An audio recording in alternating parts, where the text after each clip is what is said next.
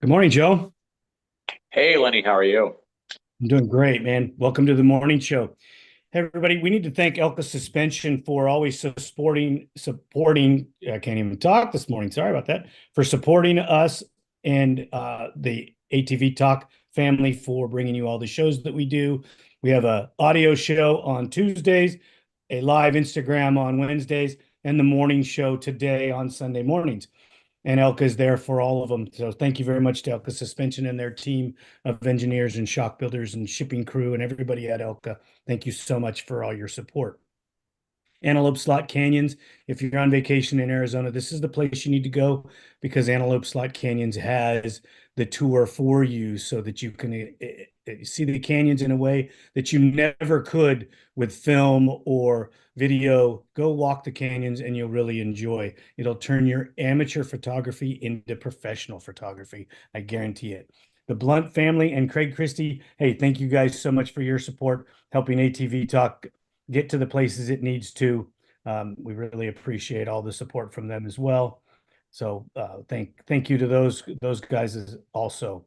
Um, Joe, we've had a really exciting motorsports events are going on. I know that you're not a huge MotoGP fan, but it looks like Jorge Martin is going to win the MotoGP title.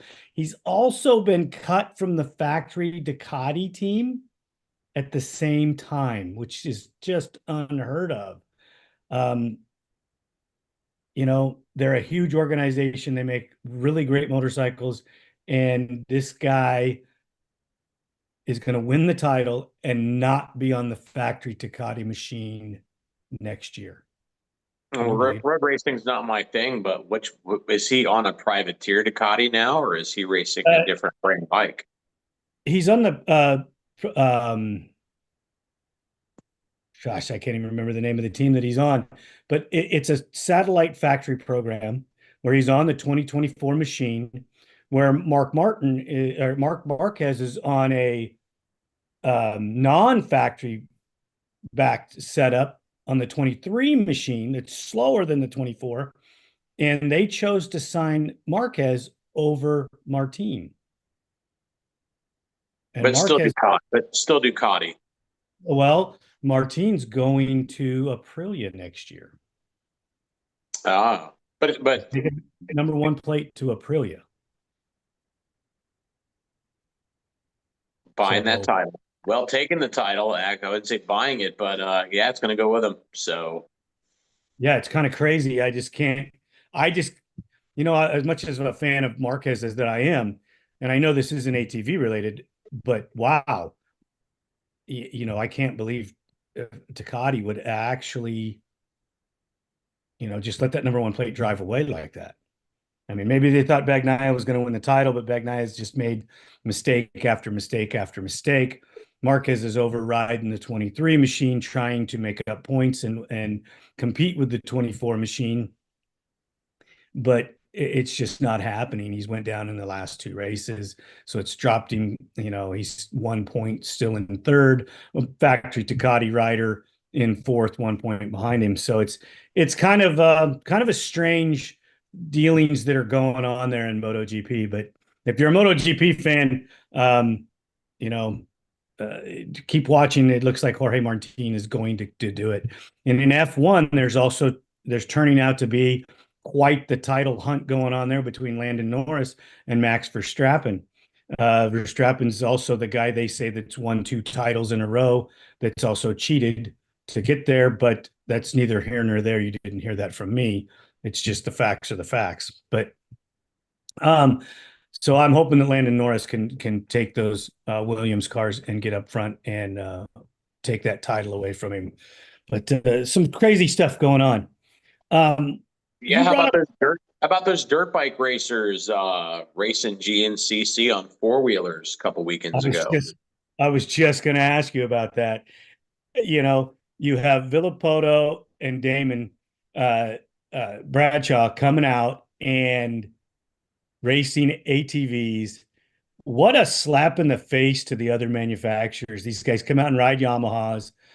Bradshaw was a Yamaha guy, but Villapoto was a Kawasaki guy. They come out there. They show up the whole deal because all the media was on them. Yeah, it was really cool to see Racer X posting a picture of Villapoto sitting there on a on a YFZ 450R. Now, to be fair, I do believe, and I could be mistaken, that I think he is a Yamaha ambassador at this point. I think he does work with Yamaha on some level. I could be mistaken. I believe that's what I was told. But I mean, still, you know, to see these former, champion and very high level, Damon Bradshaw missed a Supercross title by one race. No thanks to Jeff Stanton. I was very unhappy that day. But yeah, Okay, finish the story. If you're gonna throw Stanton under the bus, who is one of the all-time greats in the sport, I mean, come on, what did he do? Oh, I think if I recall correctly, Bradshaw just cracked under pressure at the last round of the year. I'd have to go back and rewatch it, but to my memory, I think that's kind of how it went down. I think Bradshaw just underperformed that race.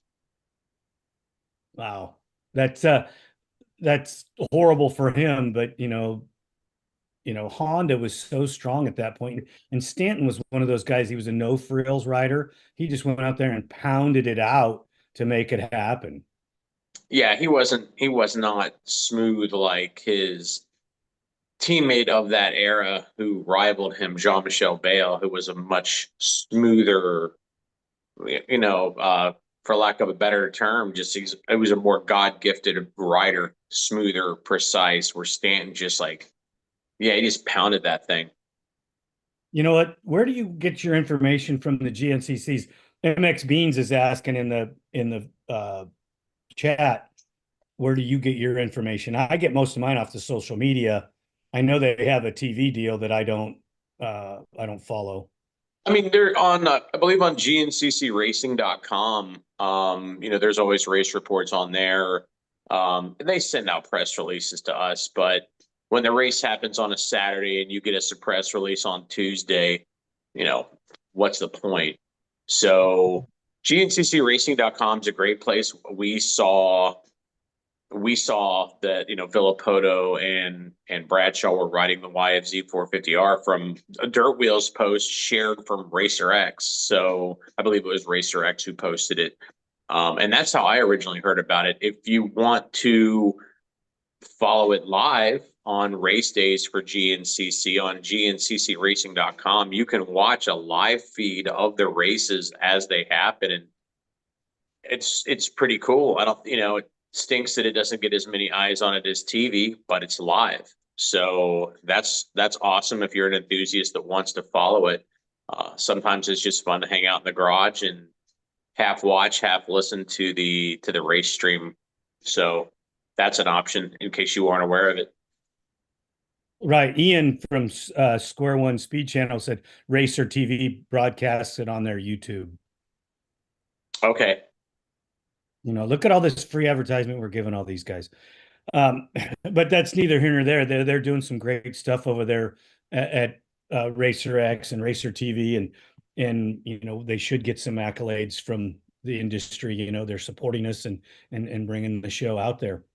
Yeah, I You mean know, GNCC racing at this point, is undoubtedly the biggest, most popular ATV racing series in the country. So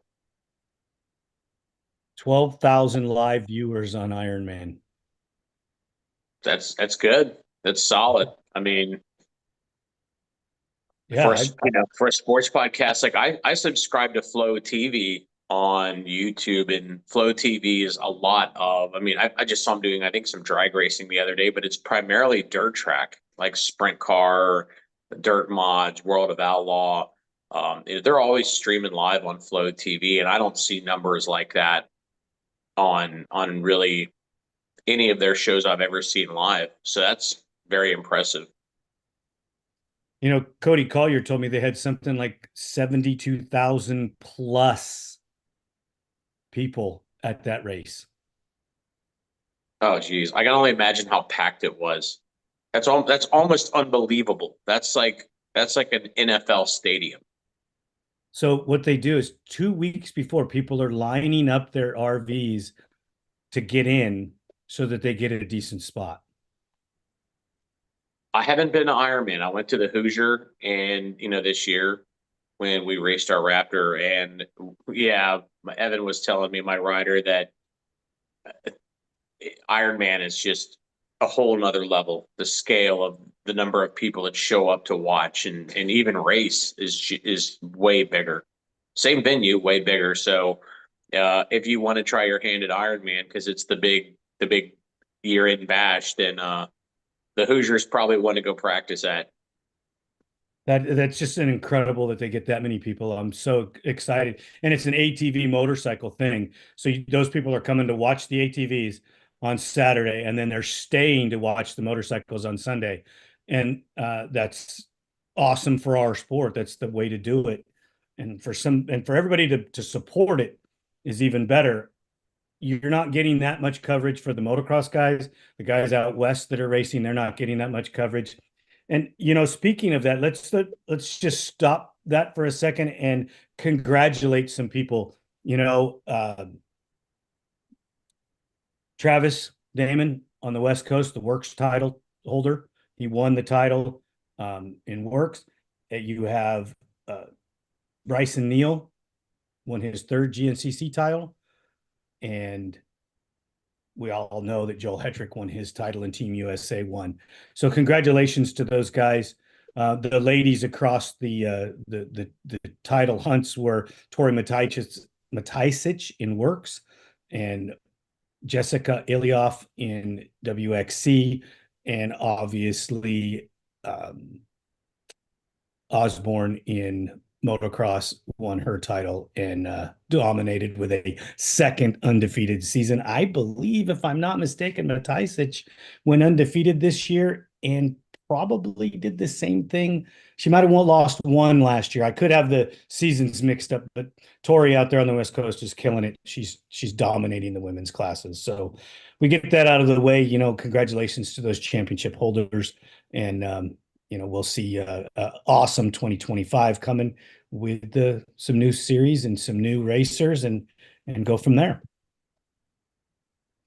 It'll be exciting to see what happens in 25.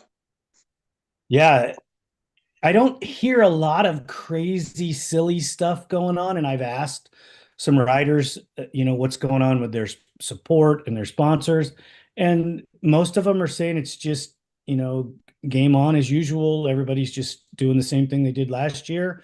No big changes. I haven't gotten any feedback on any silly season stuff going on. I think there's definitely going to be. I think there's definitely going to be some tightening. I mean, in my opinion, we'll see, but I think you're going to see some tightening of sponsorship heading into next season. Just with, right now, if you're paying attention, the industry is, it's taking a kick in the nuts pretty hard from the economy. And I mean, it's a long story, but just like leftover damage from COVID that is still in the economy, that now, especially on new machine sales, it's having an impact. I know that, a couple of years ago, there was a lot of people shifting around looking for new sponsorship because, we used to have a ton, just like tire sponsors. We used to have a ton of tire sponsors in the industry. And, ITP sold to another company, years ago. They were owned by Titan Tires, and they have been reacquired by Titan, which is good news, and hopefully a good indication that you're going to be seeing more from ITP, I hope. I haven't heard any word of that happening, but I think Titan was a bit more of a power sports enthusiast kind of company. And,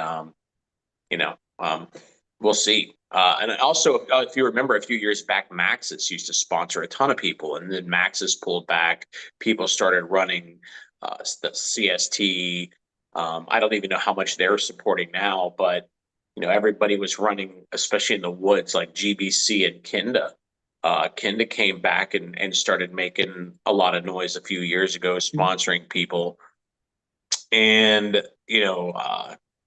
I don't know how it's going to affect sponsorship, but I know, I wouldn't be surprised to maybe see, uh, I don't know. We're going to see what GBC does for next year. They're going through a little bit of restructuring. Um, they're doing some things different over there, so I'll be curious to see if they're providing racers the same level of support that they have been over the past few years. I know from the people I talk to in the aftermarket that things are kind of slow right now. Maybe not for guys like you that do motor building, because you got to keep it going. But I think there's been some slowdown in the sales of side by side race parts a little bit. Um, from what I've heard, the works side by side numbers were a lot bigger a few years ago than they are now. I'm not out on the West Coast. That's just the rumor that's trickling back here to the East. So I think it's going to be interesting next year. I think the companies that, maybe make their money directly off of the national or cross country riders, these team, motor builders and team owners that a lot of their customer base is in the race series. Maybe they won't be quite as affected, but I think some of the bigger companies that sponsor people, you may see some pullback. I think that's true because they're just not getting the numbers of the sales. And if they're not selling the product, why would they be giving money away and losing money sponsoring people? I mean, it sounds horrible. I know, I get it. I want them to sponsor me. I want them to sponsor you. I want them to sponsor everybody, but they just can't do it if they're not selling the product. And it's looking rough out there. I know that we try never to talk about politics, but this election is directly affecting a lot of things that are going on in our industry, and that's that we won't know anything for a few more days, maybe weeks. You never know how it's all going to break down. You Will know, we know by January? Who knows? well, when they freaking sign somebody up and sign them in, I guess that's the person it'll be. But we'll see. We'll see how it breaks down.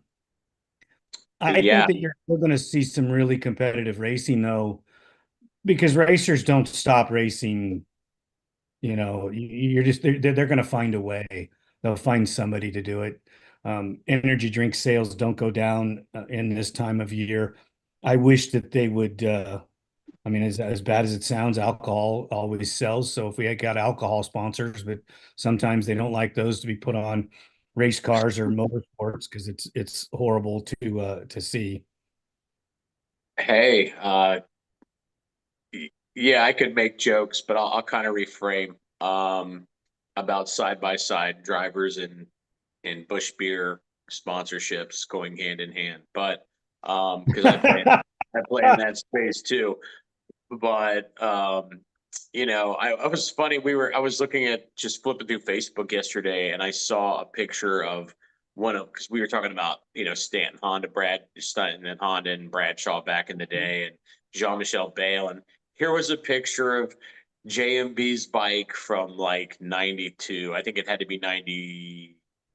Yeah, it was '92 because it was more like that fluorescent red plastic that I had on my CR 500 that my friends used to tell me was pink. They were wrong. It was neon red. Thank Pink. you, It was as a pink. Honda guy. But It was here's pink. JM.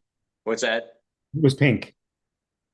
It was pink. It It wasn't was pink, buddy. It was neon red. Okay, get it right. whatever.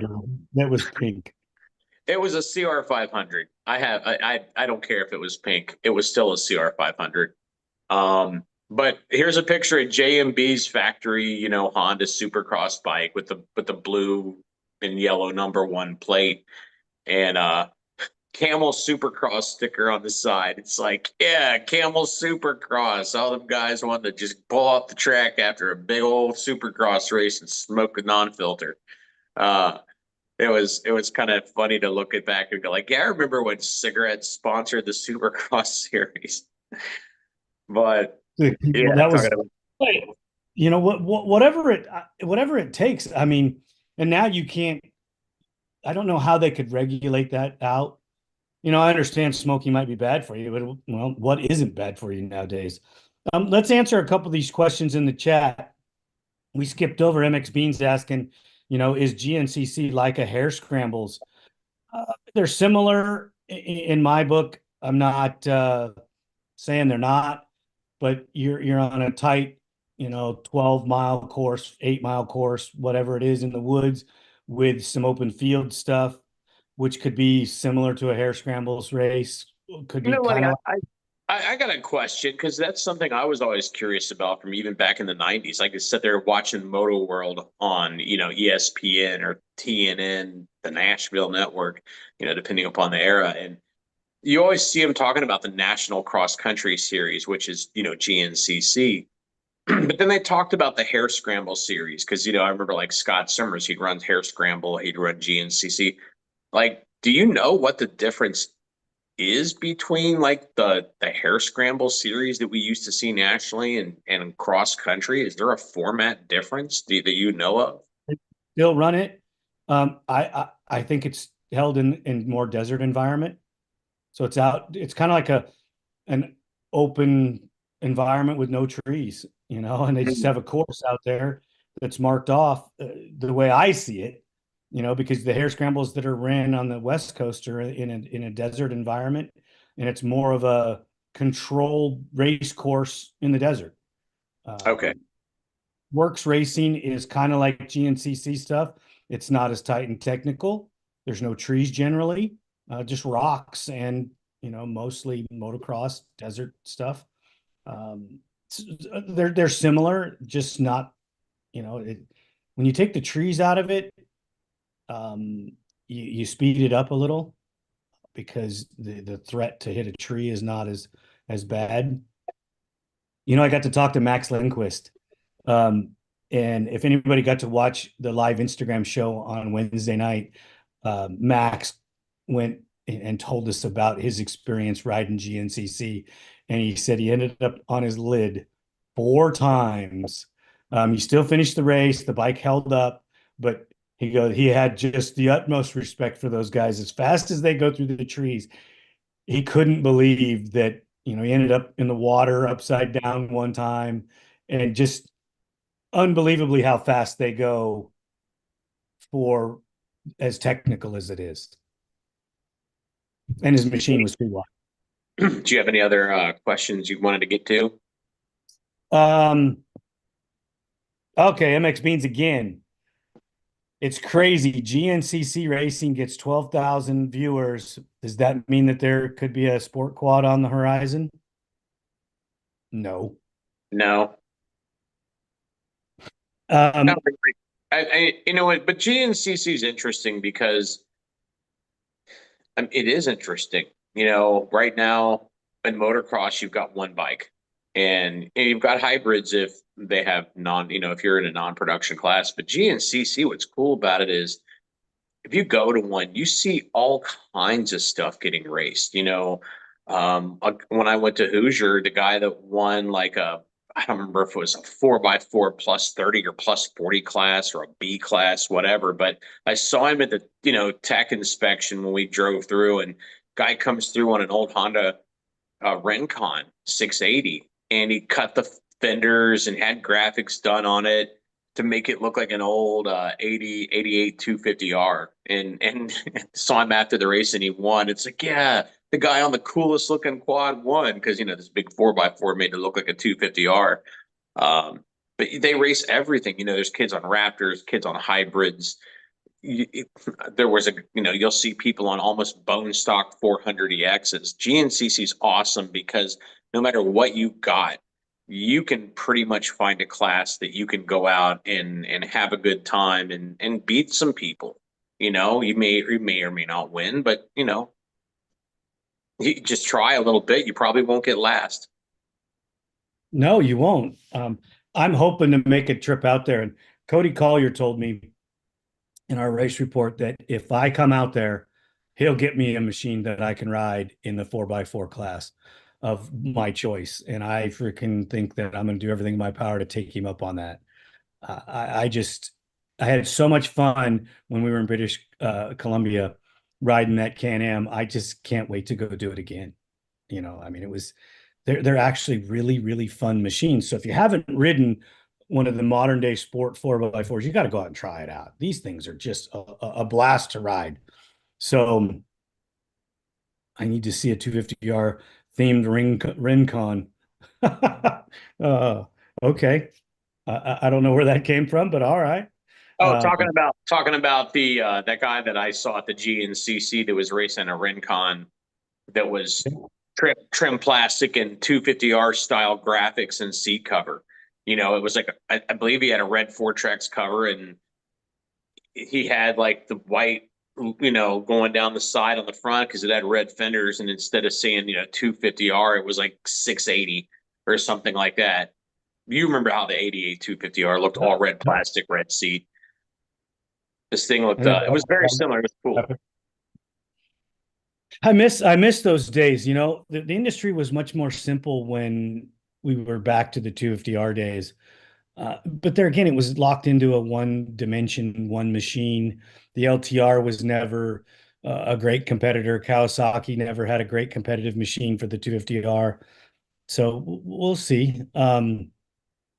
I saw a few Banshees steal some wins and Mickeys. That was kind of neat. And I was looking through old GNCC footage the other day because I had to make a 20th anniversary video. We went to this Yamaha factory tour a few months ago, which was really cool. And it took a while to get myself to bring that video out because it was like, man, there's no machines getting tested in this. It's like, it's not going to be full of action, which it was still a fun video to do. And it's an interesting 20-year look back at that machine coming out. But for anyone who maybe wants to see it that hasn't seen it, but looking back to the old GNCC footage in the 90s and what was going on back then, I actually found some footage of Kim Coonley on his Banshee racing GNCC, which that was the first video clip I've seen of him out there.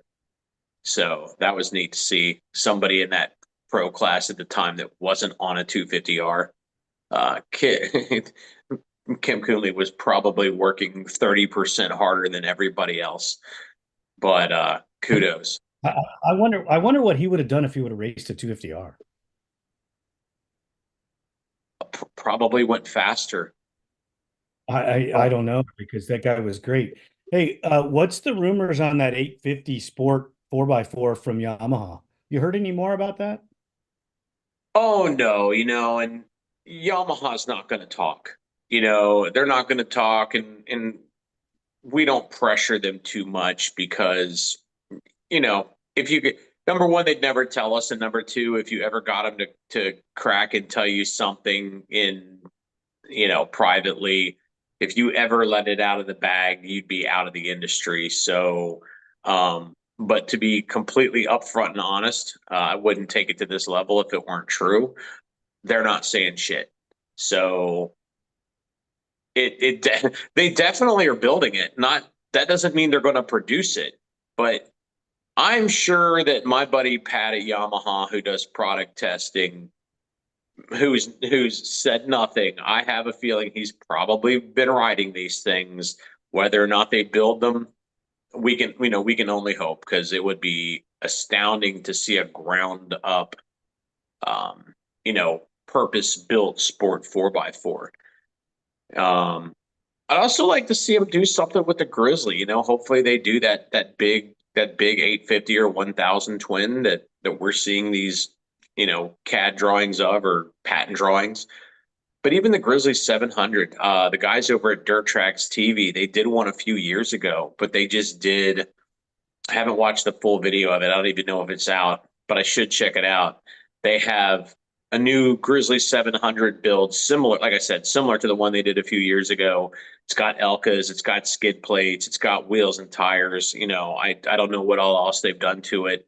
It's got some like rock speed effects, bar risers and handlebars and other stuff. It looked from the clips that I saw like they put some kind of grab bar on the back and a lower profile, some kind of low profile bumper on the front to make it look sporty. And the kicker in it was WR700 graphics. And it's like, oh man, that's so cool. Because if you're not on the dirt bike side, you've got like the YFZ 250F, you got the YFZ 250, like, or YZF 250X, whatever. It's like a cross country 18-inch tire version of their motocross bike with some minor tweaks to make it more woods friendly. But then you've got the WR version of those bikes in the 250 and the 450, which are EPA compliant, quiet, but it tamed it down a bit for the average weekend warrior trail rider, because they're taking their race bikes and turning them into play bikes. And it was cool that Dirt Tracks played off that WR, branding for that Grizzly 700 build, because it's something Yamaha can do. I started riding, fortunately, and now the race is on as soon as I say it, but I think we were the first publication to get a 2025 Grizzly. They did change the power steering on it this year, and we haven't tested that bike since 2016 when they put the 708 engine in it, that it shared with the Wolverine 700 R spec that was around for a little bit. Or is that what they called that thing? Yeah, I believe it was the Wolverine 700 R spec. So that engine came over from the side-by-side of the ATV from 2016 to 2018. It didn't quite, I don't think it was a real problematic power plant, but it didn't quite live up to Yamaha's internal demand for incredible bomb-proof durability. It had some minor things that I think went on with it. So Yamaha went back to the 686 in Grizzly, which is the same top end from the Raptor 700, boosted the power a little bit. But we haven't tested that unit since they went back to the 686 engine in 19. And then they just changed the power steering for 25. So we got our hands on one. And going through the trim packages, it's like you've got the EPS model, which we have, it's a nice quad. It's great. They got an LE and they got the XTR. LE and XTR both use Maxxis Zilla tires, which kind of sap the performance a little bit because it is a 700 single that's putting out somewhere between 45, 50 horsepower. I'll have to get on CARB's website and check what the actual claimed horsepower is now. But it benefits from a light wheel tire package. The one thing that's, in my opinion, clearly missing from their lineup is do something a little bit more like what Dirt Tracks has done. I mean, Dirt Tracks is just laying it out there for them and in a great way. Yamaha could put some shocks on a Grizzly similar to what come on a Raptor 700, up front. It's not quite as nice as the ones that come on the YFZ 450R, but they're still compression, high and low speed compression, rebound adjustable. I'd like to see Yamaha put a sporty set of shocks on a Grizzly 700 with a little sportier square tire setup with a nice light tire so it retains its agility and acceleration characteristic, and give us a sportier Grizzly. I'd like to see that in addition to that big twin come to market. Sorry to ramble. No problem. What's your opinion of why Yamaha hasn't tried to compete in the GNCC series with Can-Am in the Pro 4x4 class? It's a great question. I think the problem in that class is that there's just V-twins offer very fast acceleration. They accelerate so quickly, for their displacement, a big bore single, and straighten me out if you disagree with any of this, Lenny, because you've ridden a ton of machines. But I think in general, a big bore single, you get a lot of grunt. But they don't rev as fast. When you move to a V-twin, a parallel twin, which the old Scrambler Polarises that were racing in GNCC a few years ago, they were parallels. Obviously, the Can-Am Renegades and Outlanders are V-twins. They produce a lot of torque, but they rev quick. I think Yamaha doesn't really try to compete in it because they're just, you're talking about a 700-pound machine that makes 40, let's just, for sake of, we don't have the exact number, 47 horsepower, 46 horsepower versus, you know, 850-pound machines that make 91 horsepower. So the Can-Ams make double the horsepower. They rev quicker. They are a little heavier, but they also have a little bit more wheel travel. Not much. But I Racier just, chassis. what's that? You have a racier chassis. The setup is more racy. It's more developed, and I think it out handles the Yamaha as well. It's just what I was getting at. What I was getting at is Yamaha has all this level of people that are building these exciting machines in the sport ATV side, and yet this is a whole market that they could work their way into, and they haven't chosen to go there. Same with Honda. You know, why did they just let Can-Am have this and Joe just could disconnected? So I'll go on with my thought while he tries to come back. There he is. I'm back. I apologize. Somebody tried to call me. That's okay. What I was saying is Yamaha and Honda have just freaking screwed the pooch on this thing and not even tried to compete in a world where they could sell machines that, because they already have the reputation, they already have the backing of the people, and they Okay, could do let's jump and in. move forward. I hear what you're saying. I hear what you're saying, and all I can tell you is what Yamaha was saying. To kind of tie up the why don't they race the Grizzly 700 in Pro 4x4? I won't say that they can't make the Grizzly 700 handle as well. I would disagree with that to some degree. The Can-Am is heavy. Now, we're not talking about the Gen 3 that you've ridden, and it's obviously heavy because the Outlander weighs 1,000 pounds for the XTP. I mean, it's a full half ton now.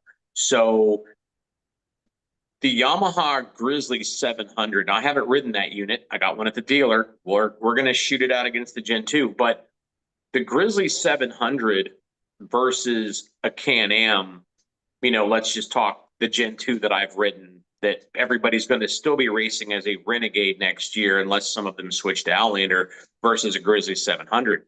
The Grizzly 700, in ways, because there's going to be people that are going to tell me I'm nuts, but in ways, the Grizzly 700 handles much more like a sport ATV. If you jump a Renegade, a Can-Am, it's not only, a couple 100 pounds heavier, it feels a few 100 pounds heavier. If you jump a Grizzly 700, I can get that thing, a few feet off the ground, hit a little double in the woods, and I can manhandle that bike. I can change its trajectory in the air. I can control it. Whereas on a Can-Am, it's more like get it right on takeoff because you're going along for the ride. And I'm not saying you can't change the bike's attitude somewhat, but the mass centralization on the Grizzly 700 is freaking amazing. It feels 100, 200 pounds lighter than it is, because compact engine, gas tank is low, tucked in behind it.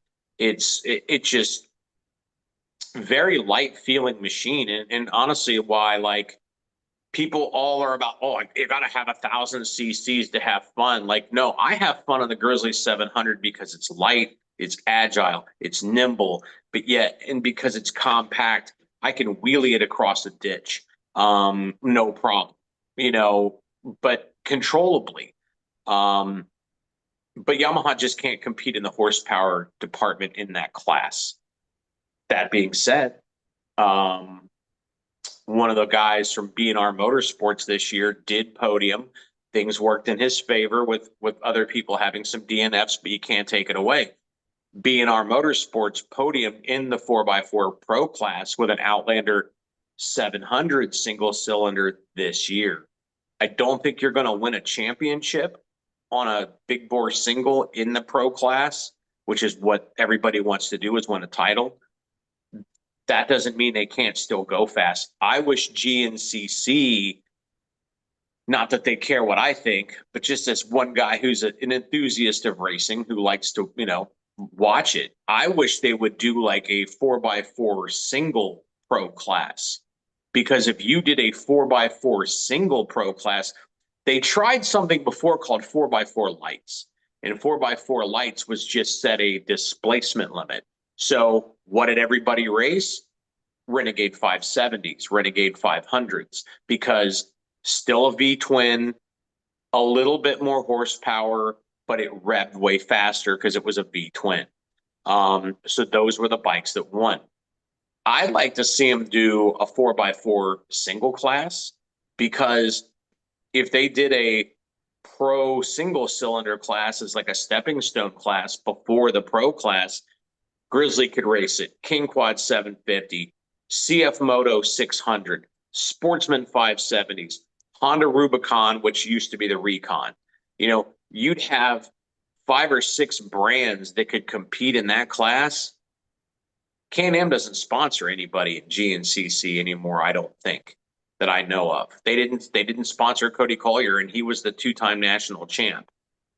If Yeah, you they're not giving any support at all. Right. So if you had a class that 5 or 6 brands could compete in for a championship, now they have a reason to support people. If they would, they'd have more reason to. But as far as why Honda and Yamaha aren't playing in that space, companies' attitudes change. But years ago, when they came out with the Wolverine X2 850, I did a video on the Grizzly talking about that engine, and it's still on YouTube. And it's like, is Yamaha going to give us a Grizzly 850? Because it's like, why shouldn't I say it? I see everybody in the comments asking for it, saying they want it, not judging anyone individually, but saying you want it, and having the credit score or financial, affluence to go purchase it in cash. Those are 2 entirely different things. I know Yamaha, like 8, 9 years ago, 10 years ago, whenever it was, they came out with that original, Wolverine X2 850. When I did that video, they're saying to me like, yeah, thanks a lot for making that video. I can tell you right now, we're not going to build that. And their reasoning behind it was they knew that Polaris and Can-Am were very established in that space, and they could see the numbers. They were like, okay, and they didn't tell us what the numbers were, but they were like, 2 manufacturers in this space, this is how many units they're selling. It is not worth it for us to divide that number down again. But they wouldn't divide it. We The would sell. quality of a Yamaha, the quality of a Honda far exceed the qualities of what they're building in these other models. And I just don't see why they just didn't go out there and take the market, because they could have. They have the brand name and they have the quality. They can build those kind of machines that are exponentially, better quality, better horsepower, better reliability, and yet they don't do it. I don't understand why, what the holdup is. I'm not understanding the thinking of these companies. They could control all forms of the ATV UTV industry, and they just don't do it. And I wonder what's going on inside of the leadership of Honda and Yamaha when they're just dropping the ball on that. And Ian said about your comment about the class for the single bore deal, it'd be like an XC2 version. I was thinking the same thing, an XC2 version of the Pro 4x4. So it's like a Pro-Am version, and that's the level of the class, and that's what you get to ride. Yeah, if you want to compare it to a sport quad name class from GNCC, yeah, I mean, absolutely. I also look at it as kind of like 250 Supercross is still professional racing. It's just not the premier class. So either way you want to split it, if it's looked at as a pro class, then manufacturers would probably be more likely to support it. I like the idea of the class first and foremost because competing brands, as number one, and number two, it would potentially create sponsorship opportunities for racers. Because I could see a company like CF Moto, that is hungry to say, hey, we're here and we're just as good as the rest, whether you think we are or not. I could see them maybe stepping up and supporting somebody, which might drive other companies to jump in and do it too. Yeah, because if they see that they're going to lose part of their market share because CF Moto is out there sponsoring this individual and that guy wins the title, people are going to buy that machine, regardless where it's made. So So, I yeah, see what you're. I'm sorry. Go ahead. I just think that that is a great level of package. I think we talked about this once other time. They should be doing something like that, bring the manufacturers into it.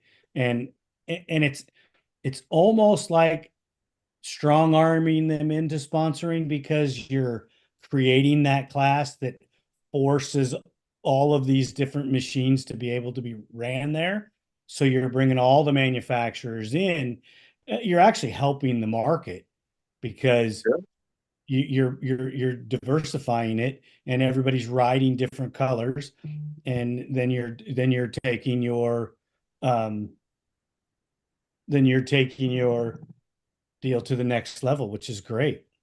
Yeah, and whatever parts and modifications get developed for those, ATVs that aren't currently on the market would then become an asset to the aftermarket and more sales for them. So I think there's a lot of good reasons to do it. And then you know what? It might be a complete flop and nobody would participate. And I'm just one guy and maybe doesn't know what he's talking about. So That's all we're here doing is throwing it around out there and trying to talk about it and get some traction to make it happen, because the best thing that we can do is, we start the conversation here in the chat, people join in and start asking questions, and then maybe it trickles to the manufacturers. Maybe it doesn't. I don't know. I'm sure. just giving my opinions on what I know, and I'm not a huge 4x4 guy that's knowledgeable about it. Way more about the that portion of the industry than I do, but I would just like to see, more diversification. Why do we want to just race a Can-Am in the pro 4x4 class? Why do we want to just race? Right, because You that's the only real option, and that's where I'm sure the promoters in GNCC are happy that you still have a few people showing up to race the pro sport quad, this pro sport quad class on Hondas. So there's at least this low level implication that there's some sort of a brand rivalry, even though that Honda hasn't been built in 11 years. Sad, but it's the same deal in pro 4x4. If you want to have a manufacturer fight in the ATV on Saturdays, then there's your class. Right. I agree, because the little bit of ripple of rumor that I thought that Honda was going to come out with something kind of died and faded. I just don't see it happening. The company's just not moving in that direction. They're actually moving away from dirt sports. They're not developing. They're developing their 450 line, their 250 line, but there's rumors that they could let the 250 line go away. I just think that's ludicrous, because that actually hurts their 450, their Oh, 450 sure. motorcycle.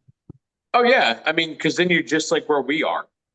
Of course, all the other manufacturers have great stepping stone bikes, but and that's now this is a great segue. Are we talking about the industry today and the whole Polaris situation? Are we covering that today? Let's fucking fire away, drop it. You know, We know if Honda dropped the 250, they have no stepping stone bike. They because if they drop the 250, are they going to have the 150? Do they still have an 80? Like, I don't even know if they have an 80. You've got to get people in the damn sport, and what would happen to Honda if they did that? would be that people would start on other brands, and then why would you switch? You know, Right. if you start on a YZ85 and you then race a YZ125 or a YZ250F, why would you not just go to their 450? You're comfortable with the brand, you're comfortable with the bikes. It's just a natural progression. Honda Um, just lost sight of what Mr. Honda started. They just lost sight of the fact that he had such a vision for, being the leader in the automotive industry and the motorcycle industry. He created so many small vehicles as well as larger ones so that he covered the whole gamut from, the entry level child learning to ride to the adult, on the street or dirt. He covered it all. And the management or the family now is just totally lost sight of where they're supposed to be. Now they're wanting to build jets and, Formula One cars, which I hear they're going to pull out of that because, it's a little tough or costs a little bit money. oh So yeah. you just don't know what's going on in their mind. What are you thinking? You have this dynasty that is so great that you're just destroying because you're thinking the small version machine or the little machines, the entry level machines aren't important, and that's where most of your importance should come from, and you should be, going back to your roots to grow your company or keep growing your company, in my opinion. Yamaha's trying to do it. They're solidifying themselves as an industry leader. Um, you know, Can-Am doesn't, they make a couple little bikes, but they're not hurting themselves. They're still making some quality stuff. But But there are big discounts on Maverick R, that are out there, which is their top of the line machine. Um, Lenny, if you don't mind my asking, like, how much time do we have left? we got about 10 minutes. Okay, so I don't know if we have time for the full deep dive into where the whole industry's at, how it's going to affect, how it can potentially affect everybody. Um, but I think just a quick and dirty version, and maybe we grab Jeff and pull him in next week and we go deeper into this because I think we could almost touch on this for an hour. But I think where we are at this point, not necessarily how we got to this point, but where we are today is we are in an economic recession that they won't talk about. We know it because other than the stock market, which does not affect the average blue collar American that's typically in power sports, you know, inflation is up, high paying jobs are down. We, and of all the companies on the market, if you look at Yamaha, they have dirt bikes, they're affordable. Yamaha makes a relatively affordable personal watercraft now because they needed to, because Sea-Doo came out with the Spark a few years ago, which was, you can buy Sea-Doo Spark brand new right now starting at like $7,000. Yeah, good luck. Go see how much top end of the line Kawasaki or Sea-Doo you buy, for $7,000 if you try to go get a 300 horsepower model. So Yamaha came out with an affordable bike. They've got affordable dirt bikes or affordable personal watercraft. They have affordable dirt bikes, 10.5 and under. You can get 125 for $7,000.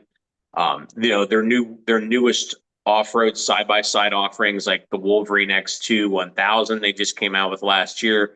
Outstanding side-by-side. Honestly, back here in the East Coast, we see how you people drive. You're slow. That thing has enough performance for a lot of people to go out and have fun on the East Coast for like $17,000 in a side by side. So, and they don't have a $30,000 side by side, I don't believe.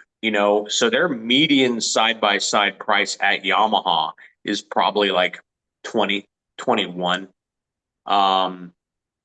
Top to bottom, 22. Uh, just kind of going through them quick.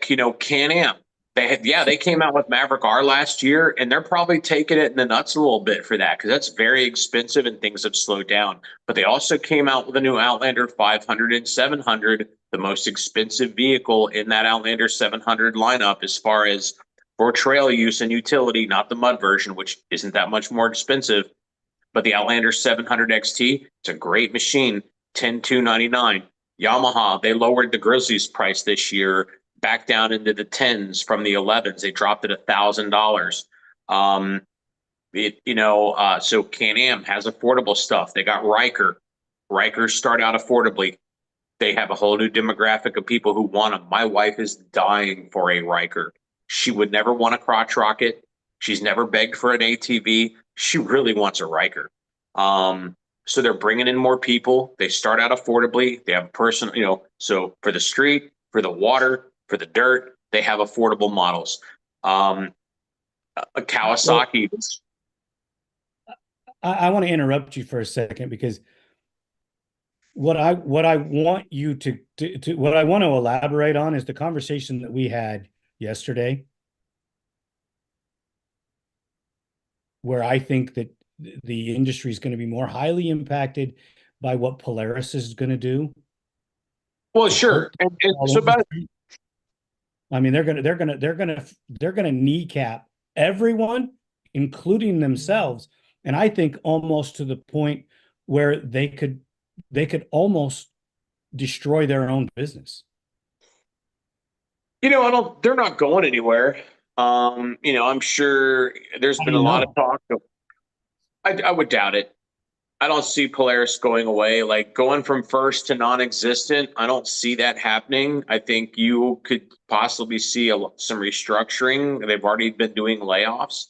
But I think the issue that they're having, without going into all their competitors, is they have not really done anything in the past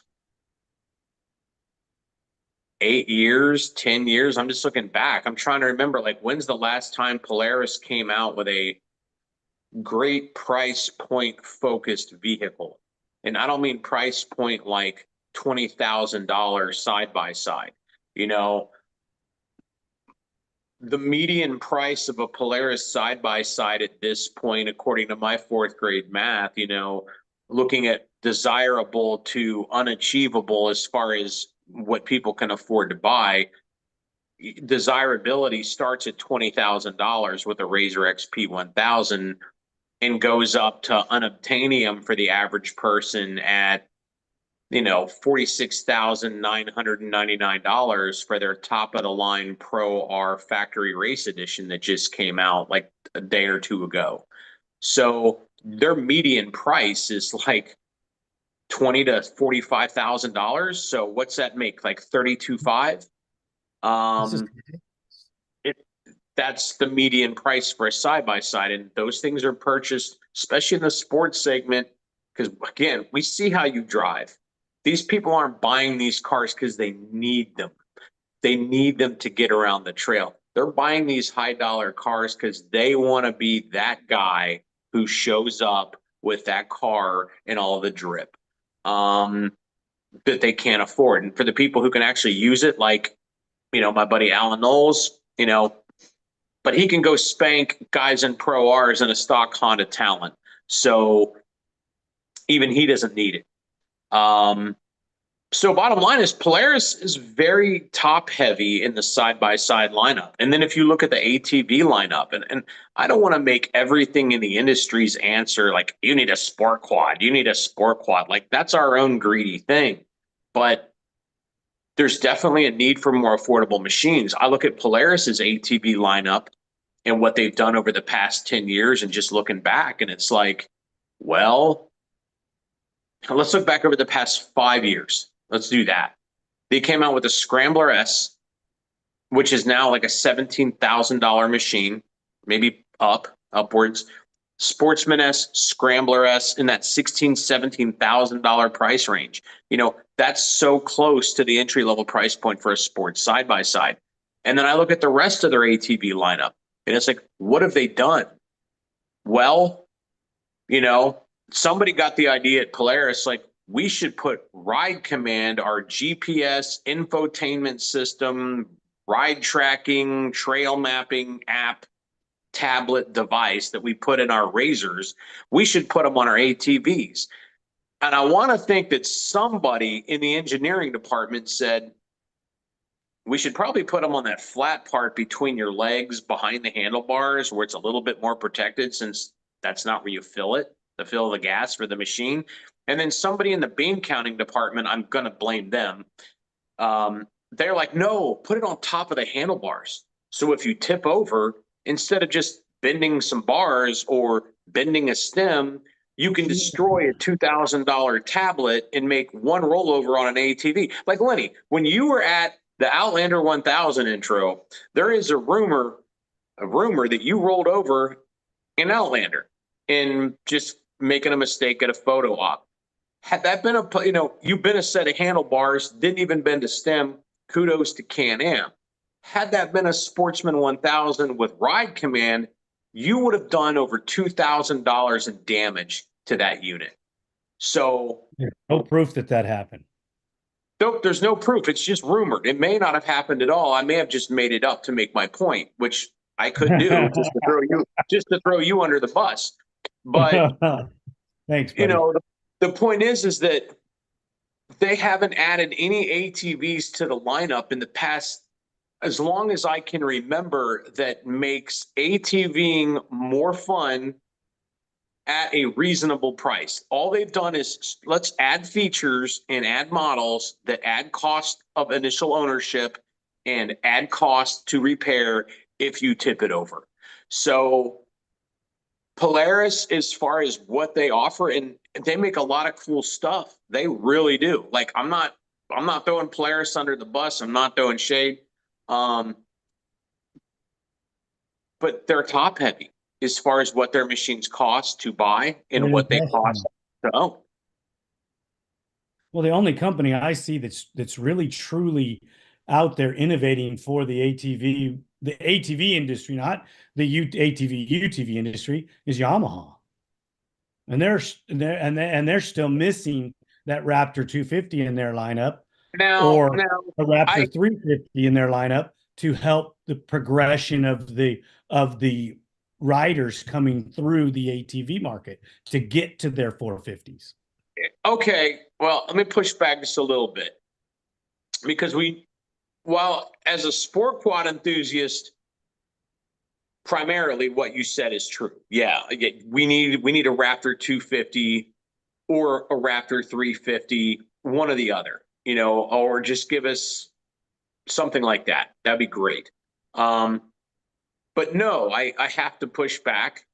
Yamaha's not the only one who's pushing what's going on in ATVs right now, because although we've seen black and white pencil drawings or computer drawings of this new 1000 Sport 4x4 Yamaha's got, click here for more information, they haven't built it. It doesn't exist.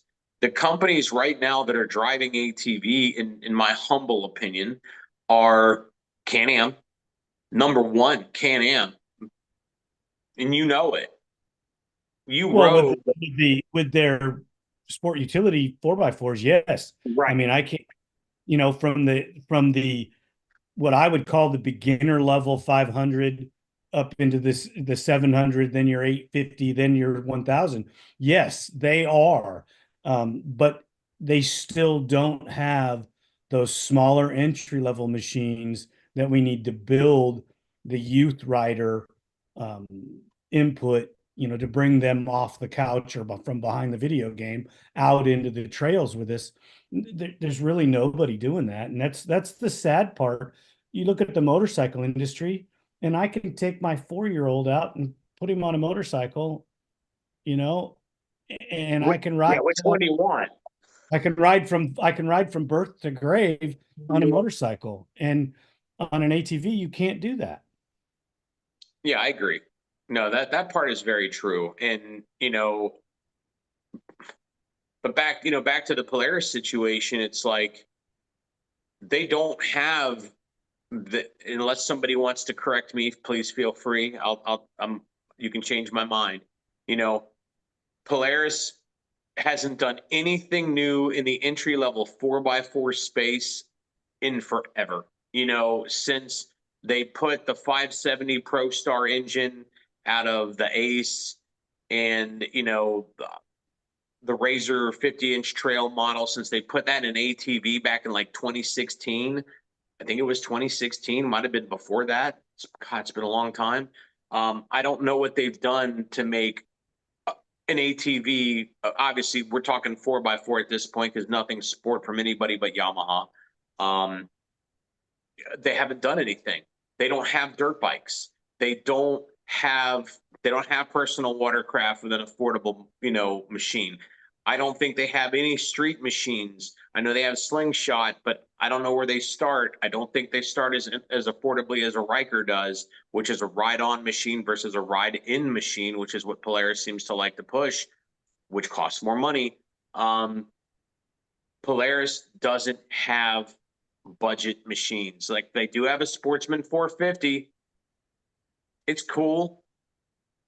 I mean, it might be it might be a great 450, but it's not new. It's not exciting.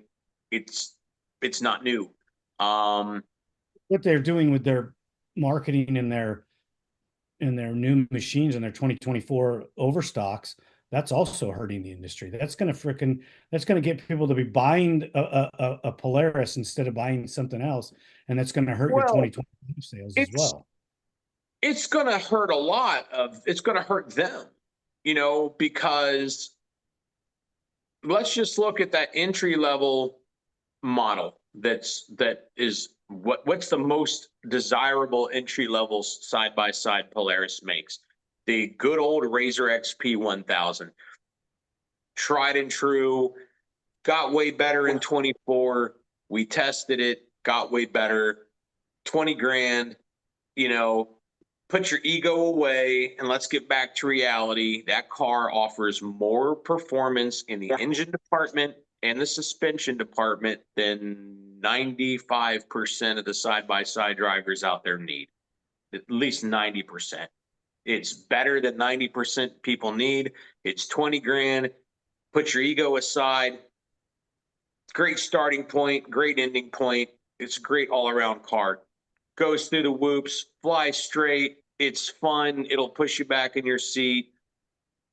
Lots of good stuff. Ton of aftermarket support. The 900 that they built was too good for the population. Which one? 900. Oh, the XP 900 before the 1000? The XP 900 was better than the population. It was too fast for I would say 99% of the industry that's out there driving them now. Because okay, look at they put them into the thousands. They keep adding all this horsepower. They're hurting themselves by giving too much. I know, bigger, faster. No, it's not bigger, faster. Let's keep it in a realm of reality of what people can drive and ride. So where you're talking about the economy of the whole thing is right now, EdTech Sarah just bought a leftover 24 Turbo R, which is now the Pro S. I want to say, and don't quote me on this, but I'm going to get you close. It listed for 32, 33. He bought it for like 23. He just saw an ad from the same dealership for a leftover 24 XP 1000, the car I've been sitting here blowing sunshine up its butt for the past 3 minutes. Lists at $20,000, $21,000, like $20,000 last year for the sport model, which is the entry-level model, analog suspension. It's all you need. You don't need that dynamics computer-controlled stuff. Racers don't use it. Recreational guys like it because it's cool. The racers don't use it because it's not as consistent. Let's just say there. But you can go buy a leftover 24 Razor XP 1000 that does everything that the 25 will do, except the colors are a little different. All the styling, all the new updates, everything. 11.5. $9,500 off retail price. So while they blow those out, who's going to go buy that 25? I'm not. Never. I can almost, at $9,500 off, for $11,500, I can almost go buy two 24s for the price of a 25. I got a parts car. I got a car for me and my wife and my buddy and his wife for like $3,000 or $4,000 more all day long. So it's going to hurt them. It's going to hurt everybody else. But honestly, they have no choice. They have to get rid of them. I'm pretty sure dealers play some kind of floor plan financing deal with these manufacturers when they floor their machines. So it's costing the dealer money to have it on the floor. It's costing Polaris their ability to sell 25 models that they got 24s laying over at discount. So they're going to blow these things out, which they are dirt cheap. If you want to buy a side-by-side and you got money, you better do it now, because you probably aren't going to see these kind of discounts in a whole lot going forward. Well, yeah, we've covered a lot. There's a lot more to cover. I will be in Guadalajara next week for a family function, and we will not have a show next week, but I will reach out to you and Jeff so that we can continue this conversation in 2 weeks. And I wish everybody well for that weekend, and we'll be back then. Joe, I want to say thank you so much for your insights on the 4x4 industry and what's going on in the UTV industry. I'm a little frustrated. I'm a little more frustrated now than I was when we started talking about it, even though we did cover a lot of this yesterday, and it was upsetting then, and it still is today. I don't know what these manufacturers are thinking, but they are not thinking straight. That's for sure. Well, and let me just end by saying this. American companies need to start thinking more like Asian companies. It is not a sustainable plan. Power sports is a blue collar industry. It was created and established and made as big as it was by young blue collar people who were adrenaline junkies, did a lot of the building of this industry. Stretching a financing plan to what is now 7 freaking years to buy a toy. You go buy a car and you finance it for 7 years, that's scary in itself. But at least you have a warranty that's going to carry you through most of the loan. Going and buying an off-road vehicle that you absolutely can't afford to come up with a down payment and finance over 5 years, if you're stretching that loan to 6-7 years, don't buy it. Because if that's what you have to do to afford the payment, here's how you're going to get your heart broken. Polaris is dealing with it now, and so are probably other manufacturers, and I'll get off my soapbox. First time you hit a big ditch at speed, and you do it just right, and you destroy your front differential, which is a possibility, even on a good machine, you're going to pay $2,500, $3,000 to fix that. If you can't afford to buy a machine and you got to stretch that payment to 84 months, you can't afford it. Buy something else. Yep. And the industry has got to start thinking long ball. We have to build machines that young people can afford to purchase, that they can afford to maintain, that will get them into our brand, that will get them hooked on it for life, so that as they become older and they progress in life and they make more money, they can buy our more expensive machines. Like Polaris, make a $50,000 side-by-side. Make a $100,000 side-by-side. There's a whole lot of space between a $50,000 Pro R and a $250,000 custom sand rail. Fill that gap. But you've got to build affordable entry-level machines to bring people in that don't result in the destruction of their credit at age 21 for the next 7 years that hurt their ability to buy a home, that hurt their ability to buy a car, that hurt their ability to finance a truck. The industry's got to get back to reality. I totally agree, brother. I don't Happy know. Sunday. It's kind of a heavy show, guys. I appreciate you being there. We'll get into it again in a couple weeks. Joe, as always, thank you, brother. I will see you soon. Happy Sunday. All right. Thank you, everybody. Talk to you later.